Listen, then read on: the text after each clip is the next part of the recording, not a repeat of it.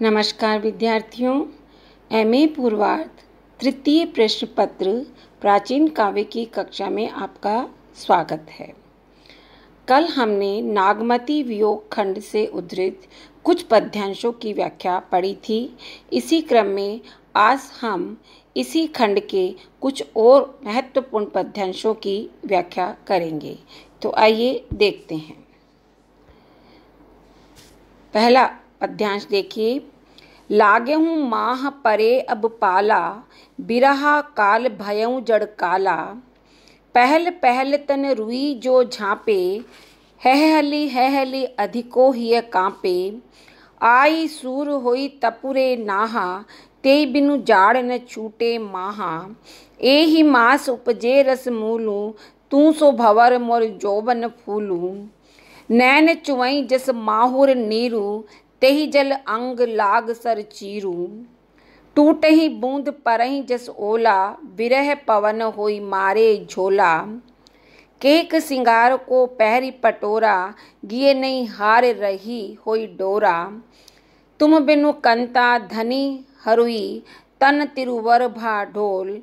तेहि पर बिरह जराई के, चढ़े उड़ावा झोल।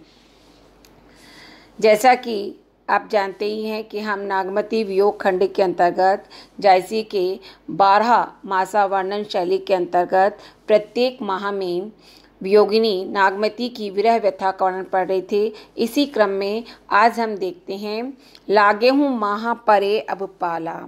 माघ मास में नागमती की विरहानुभूतियों का वर्णन करते हुए कवि कहते हैं कि माघ मास में विरह से पीड़ित नागमती कह रही है, लागेहूँ माह परे अब पाला, कि अब माघ का महीना लग गया है और अब तो पाला भी पड़ने लग गया है। बिरहा काल भयऊँ जड़ काला, ऐसी में विरह शीत की अधिकता, जड़ काला मतलब सर्दी की अधिकता के कारण विरह जो है वो साक्षात काल यानी मृत्यु के समान प्रतीत होता है। पहल पहल तन रुई जो झाँपे, पहल मतलब परतें, शरीर को रुई की जितनी परतों से ढका जाता है। हैल अधिको हिय काँपे, शीत की अधिकता के कारण हृदय उतना ही अधिक काँपता है। आई सूर होई तपुरे नाहा, भाव यह कि एक तो शीत की अधिकता के कारण शरीर काँपता है और दूसरा विरह की अधिकता के कारण हृदय काँपता रहता है। अतः नागमती कहती है, आई सूर होई तपुरे नाहा, कि हे स्वामी तुम आओ और सूर्य की भांति तपो।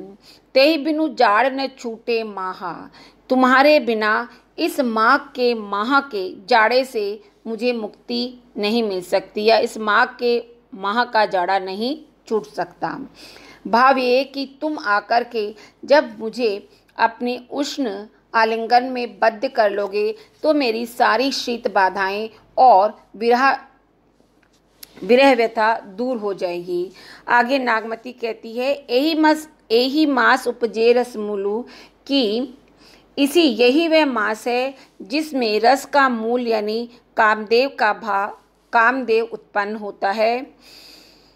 तू सो भवर मोर जोवन भूलू, और यही वह मास है जबकि तू सो भवर मोर जोवन फूलू, कि बसंत में वनस्पतियों पर जो फल के रूप में प्रकट होता है यही वह माह है। नैन चुवई जस माहुर नीरू, और ऐसे में तुम मेरे यौवन रूपी भ्रमर का पान करने वाले एक भ्रमर हो।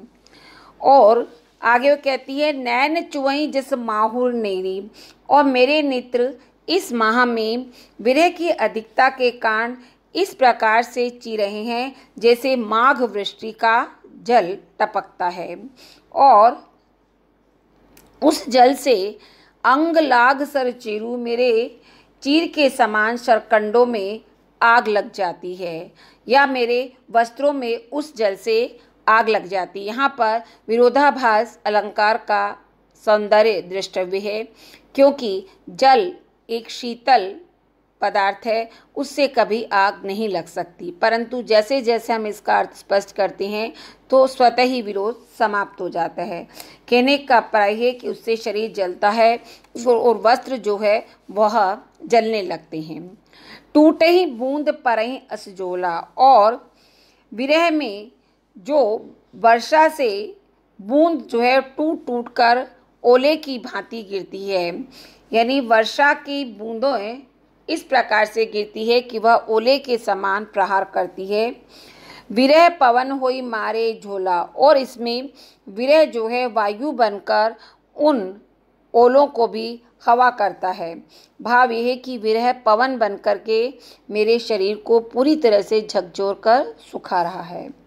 ऐसे में वो कहती है केहिक श्रृंगार को पहिरे पटोरा, ऐसे में केहिक श्रृंगार, मैं किसके लिए श्रृंगार करूं, को पहरी पटोरा, पटोरा यानी रेशमी वस्त्र, और मैं किसके लिए रेशमी वस्त्र धारण करूं।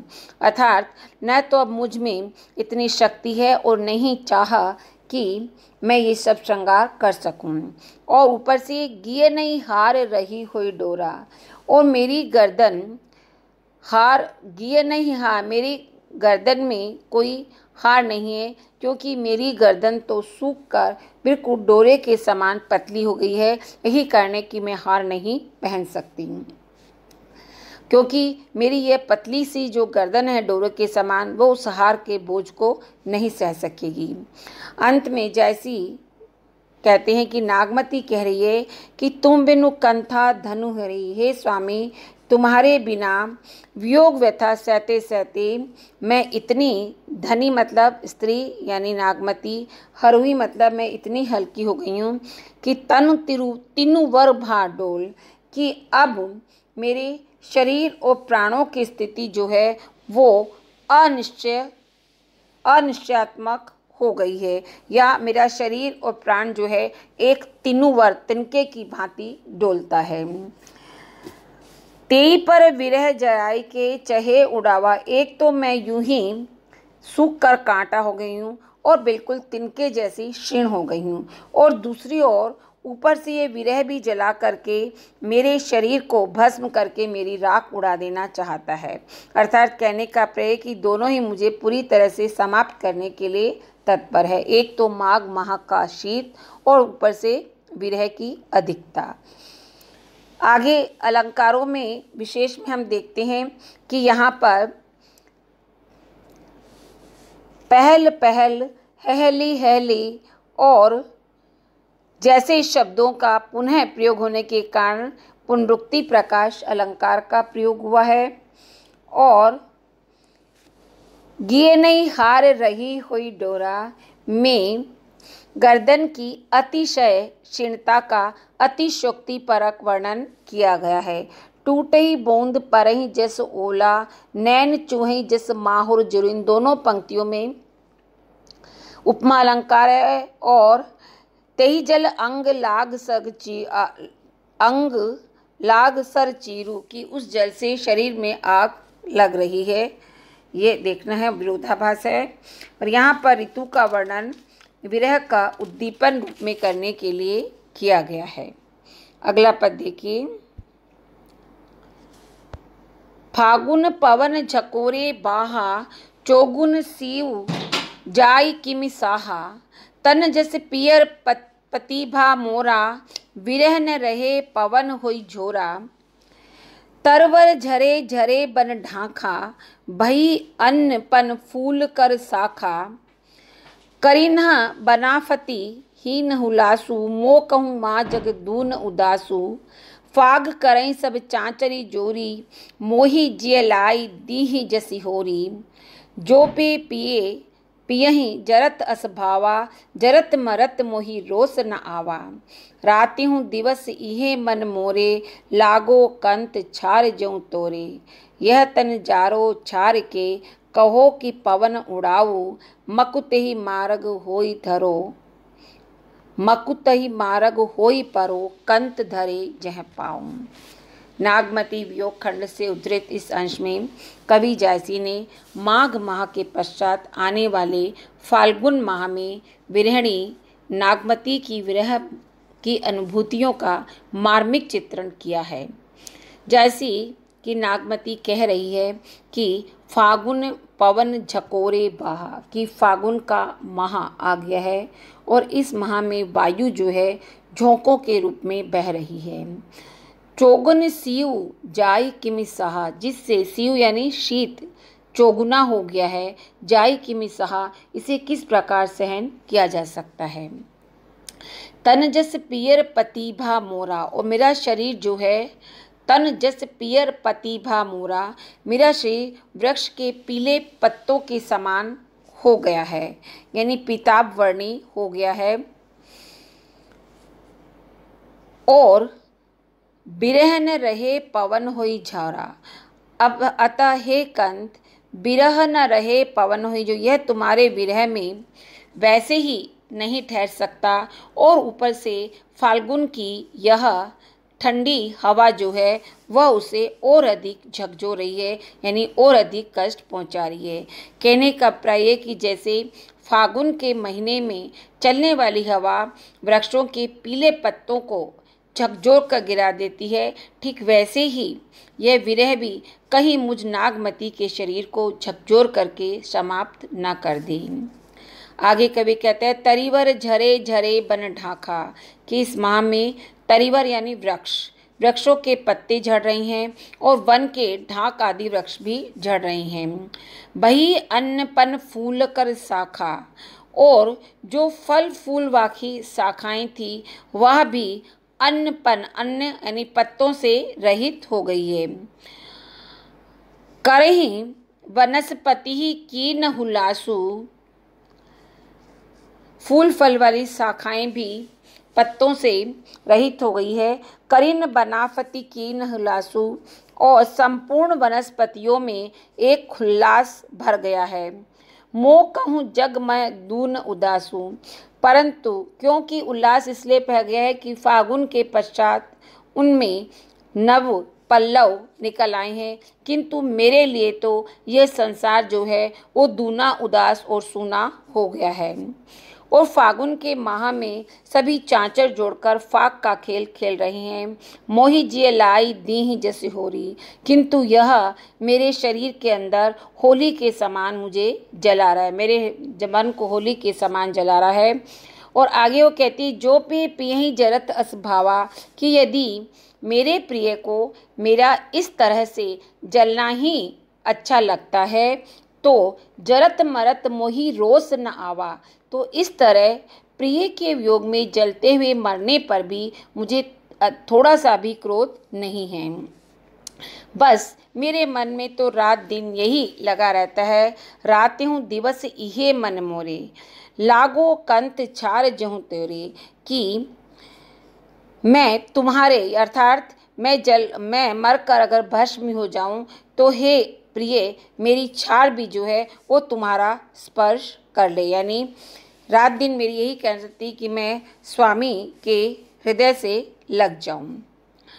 आगे नागमती कहती है यह तन जारो छार के कहो कि पवन उड़ाई, मैं अपने इस शरीर को जला करके छार यानी भस्म बना दूं और ऊपर से पवन से ये प्रार्थना करती हूँ कि वह उसे उड़ाकर उस स्थान पर ले जाए कि मकुते ही मार्ग होई परो, कि मेरी इस भस्म पर प्रिय के उस मार्ग पर बिखरा दे, कि इसमें प्रिय का थोड़ा सा ही अगर चरण रखे तो कंत धरे जह पाँव, जहाँ पर कि मेरे प्रिय अपने चरण रखे उस मार्ग पर जाके उस भस्म को भुला दो। भाव है कि यदि अभिप्राय है कि मेरे मरने के पश्चात भी अगर मेरी भस्म पर भी स्वामी के चरण पड़ जाएंगे तो मेरा जीवन सफल हो जाएगा।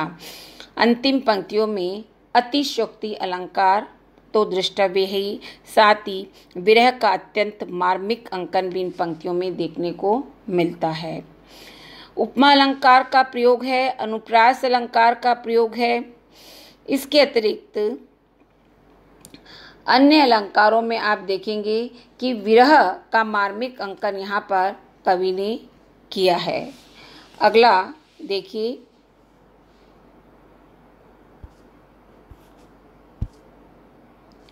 भा बैसाख तपनी अति लागी। अब बैसाख माह में विरह विरह का वर्णन कवि ने किया है।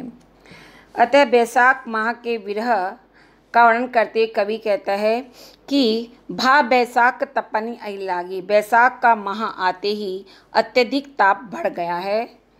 और फलतः चोला चीर चंदन भो आगी, फलतः नागमती के शरीर पर जो पहने हुए वस्त्र हैं उन से लगे हुए पदार्थ और चंदन आदि भी जो है वो बिल्कुल तप्त हो गए हैं।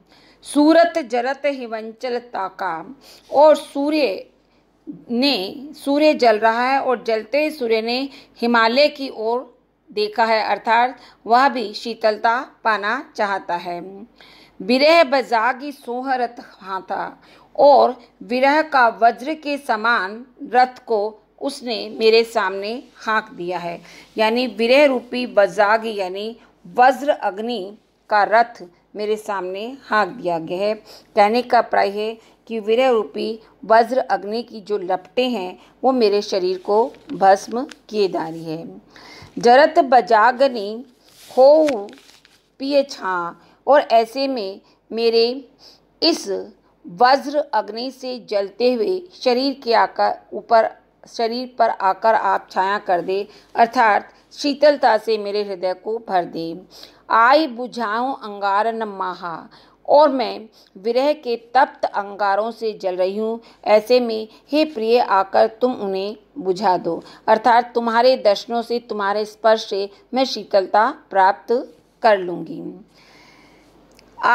आई आगी सो करु फुलवारी, और ऐसे में तुम मेरी इस विरह की अग्नि में जलती हुई जीवन रूपी वाटिका को हरी भरी फुलवारी के रूप में बदल दो। आई आगी सो करु फुलवारी मतलब मेरी ये जीवन रूपी वाटिका जो है वह विरह की आग में जल रही है और तुम आकर के इसे फुलवारी, हरी भरी फुलवारी बना दो।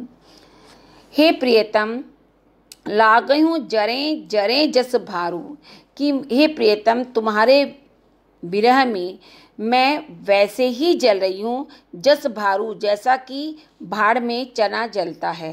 या यूँ कह सकते हैं कि तुम्हारे विरह में भाड़ में जलने वाले चने की भांति मैं जल रही हूँ।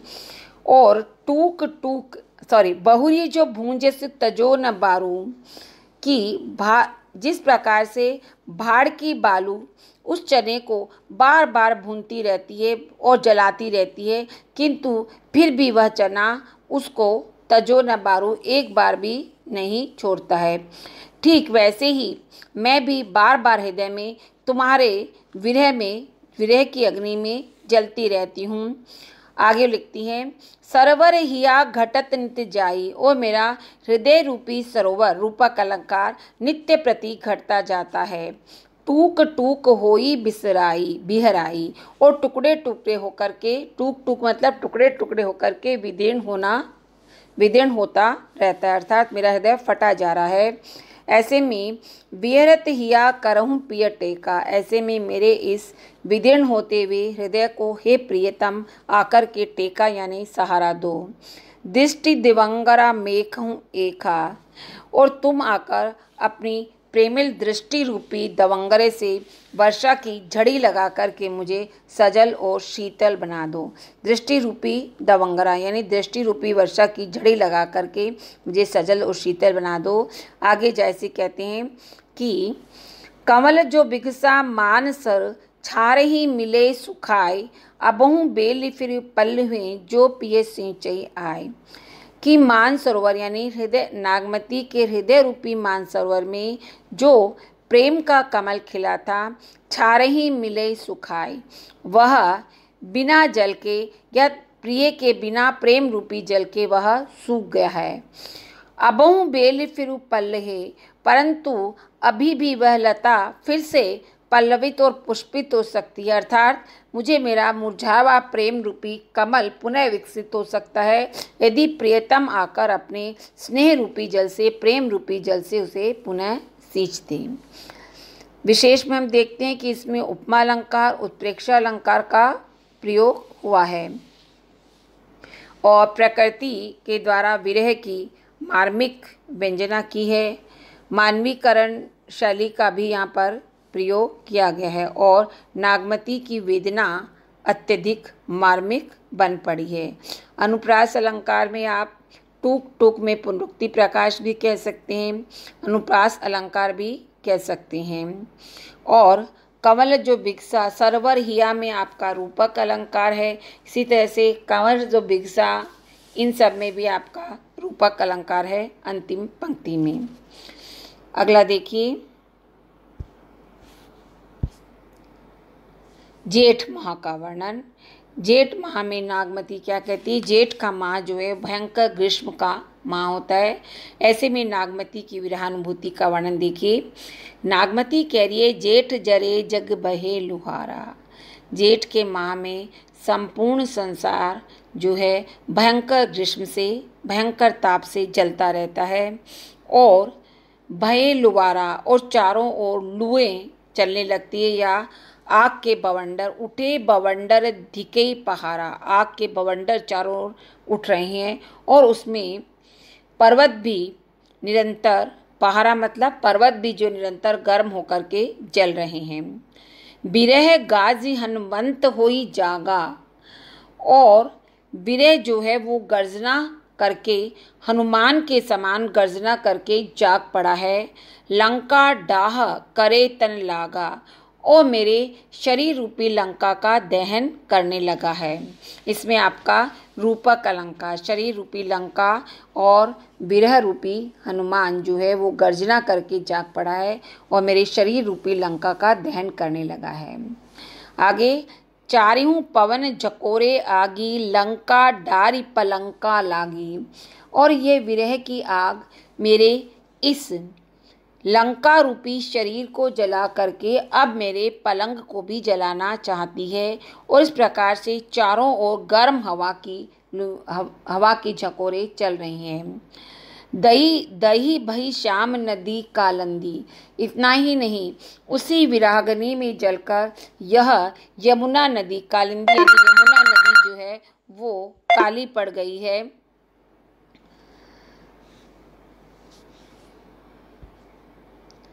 उसी विरागनी में जलकर यह यमुना नदी काली पड़ गई है।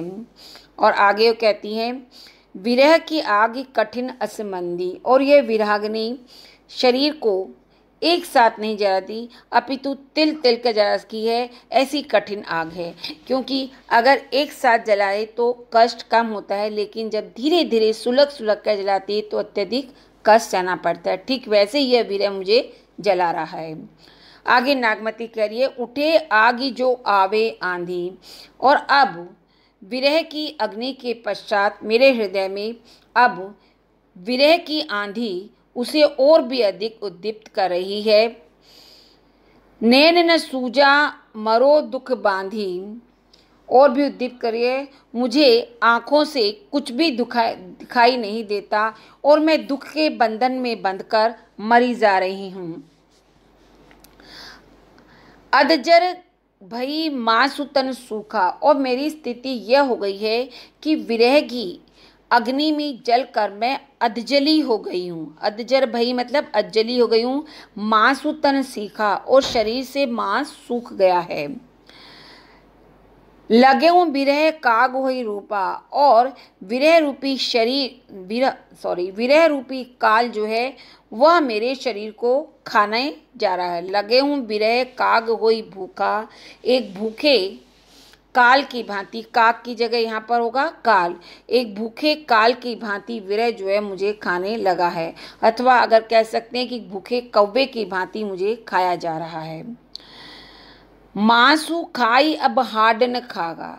और विरह ने मेरे शरीर के मांस को तो खा लिया है और अब ये हड्डियों को भी खाने में लग गया है। अर्थात मेरी हड्डियां भी अब बहुत कमज़ोर हो गई है। अबहु आव आवत सुनी भागा। हे स्वामी, ऐसी स्थिति में, ऐसी विषम और दारुण स्थिति में तुम आ जाओ और तुम्हें आता हुआ सुन करके यह विरह रूपी काल जो है वह भाग जाएगा। तुम्हारे आने की खबर सुनकर यह विरह रूपी काल भाग जाएगा और मेरे प्राणों की रक्षा हो जाएगी। आगे कवि कहते हैं, परबद समुद्र मेघ शशि दिन कर सही न सकहीं ये आग। कवि जायसी कहते हैं कि पर्वत, समुद्र, बादल, चंद्रमा और सूर्य सही न सके है, कोई भी इस भयंकर आग को सहन नहीं कर सकते। मोहम्मद सती सराहिए जरे जो अस पिए लागी, कि वह उस सती नारी की प्रशंसा कीजिए, वह धन्य है जो अपने अस पिए लागी, जो अपने प्रिय के लिए रात दिन इस प्रकार के विरहाग्नि में चलती रहती है। ऋतु विशेष का वर्णन विशेष में हम कहेंगे कि अलंकार उद्दीपन रूप में किया गया है। उत्प्रेक्षा अलंकार है आपका इसमें। और विरह गाजी हनुमंत हुई लागा, लंका डहा करे तन लागा में आपका रूपक अलंकार है। अनुप्रास अलंकार आप देख सकते हैं इसमें। इसके अतिरिक्त विरह की अत्यधिक भयंकर या विरहाग्नि की अत्यधिक भयंकर या मर्मांतक अवस्था का चित्रण कवि ने यहाँ पर किया है। अतिशक्ति अलंकार भी आपका इसमें है। विरह काल में रूपक अलंकार है और विरहिणी की दयनीय स्थिति का चित्रण यहाँ पर किया गया है। अगला और अंतिम पद जो है इस खंड का वो है जिसमें नागमती के वियोग खंड का यह अंतिम अंश है और इसमें कवि ने नागमती की रुदनशीलता और यानी अत्यधिक रोने की प्रवृत्ति और उनके प्रलाप करने की प्रवृत्ति को अलंकारिक शैली में अभिव्यक्त किया है। तो कवि नागमती की वियोग वेदना कर्ण करते हुए कहते हैं, कुहू की जैसी कोयल रही, कि नागमती कोयल के समान कू कू कर रो रही है। रकत आंसू घुंघची बन बोई, और ऐसे में उसकी आंखों से रक्त आंसू बनकर गिरता है और ऐसा लगता है मानो वन में किसी ने गुंगची बो दी हो। गुंगची यानी एक प्रकार का फल जो है वो एक प्रकार का पेड़ बो दिया हो। नागमती कह रही है, पे कर मुखी नैन तन राती, कि रोते रोते कर मुखी मेरा मुख काला हो गया है। कर यानी हाथ और मुख काले हो गए हैं और नैन तन राती नेत्र और शरीर राती यानी लाल पड़ गए हैं। भाव है कि निरंतर रोते रोते नागमती का सारा शरीर विरह की आग में धधक कर लाल हो गया है और उसका मुख चिल्लाते चिल्लाते शिथिल हो गया है, फलतः काला पड़ गया है। आगे कहते हैं, सिराव बिराहा दुख ताती, ऐसे में नेत्र आंसुओं के कारण और शरीर विरह की अग्नि के कारण जल रहा है। अतः सोच रही है कि विरह की आग में इस तरह झुलसे और अत्यधिक क्षीण हुए शरीर की तपन को प्रिय के अलावा और कौन शांत। शिरा मतलब शीतलता प्रदान करना, दुख ताती मतलब दुख से संतप्त इस शरीर को प्रिय के अलावा और कौन शीतलता प्रदान करना चाहता है। इतना ही नहीं, जह जह ठाडी होई बनवासी, तह तह होई घुंघुचन की राशि। अतः कवि कहते हैं कि नागमती एक तरह से विरह में वन में डोलते हुए वनवासिनी बन गई है। अतः वह वन में जहाँ जहाँ खड़ी होती है वहीं वहीं उसके नेत्रों से रक्त के आंसू टपकने के कारण ऐसा लगता है कि घुंघचियों का ढेर लग गया हो, बिंबा फलों का ढेर लग गया हो। ऐसा आभासित होता है मानो उसके एक एक आंसू में प्राण है और घुंघची जैसे प्रत्येक आंसू से पीऊ पीऊ की सी ध्वनि उठ रही है।